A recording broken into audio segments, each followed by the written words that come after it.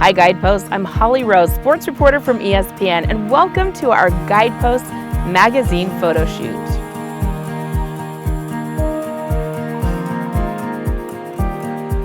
I love sports because I grew up in a household that we were obsessed with sports.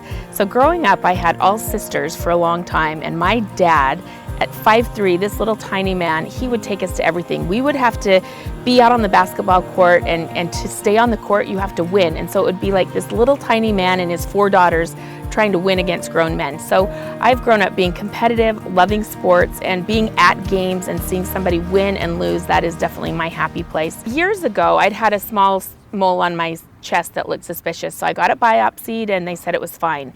But when it grew back, the scar looked a little strange. So I went in to ask the dermatologist, can you please remove this? It's ugly.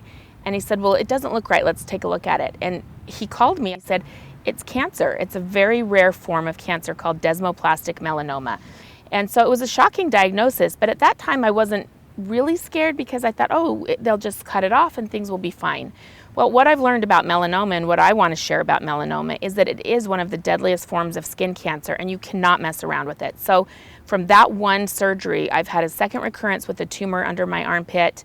They've had to take all of my lymph nodes out, and now I've got a third recurrence in my lung. And I will say that the one that they told me it had moved into my organs, that was pretty devastating news. I remember hearing one of the nurses say, you're lucky. This used to be a death sentence to get this diagnosis, but because of the new treatments that are available now, it's now been over a year and I'm kind of still plugging along with this dumb tumor in my lung, but it's going great.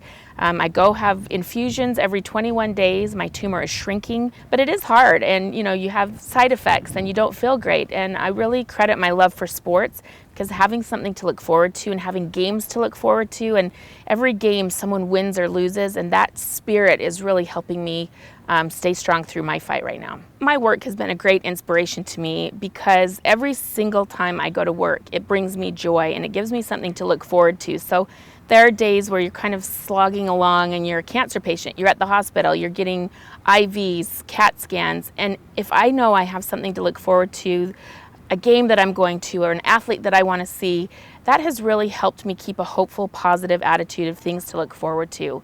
The other advice I would give people who are going through cancer is don't be afraid to ask for help. I think in our lives we go through life being like, oh, I'm so strong, I can accomplish anything, and I do feel like that about myself, but sometimes I haven't been strong through this process and it's been hard. And so having my friends and my family and my son to lean on, and all of my sports teams, I feel like I have Team America really helping me and supporting right now. So ask for help. People who are around you love you and they want to support you. They want to help you, because cancer is a scary diagnosis for your friends and loved ones too. And the only thing they can do to help you is support you and be there for you. So don't be afraid to ask for help. I can't control what's going to happen in my life with this cancer diagnosis, but I can be joyful every day. I have made it a priority to still continue to do service for others, so I'm not so focused on what's going wrong with me.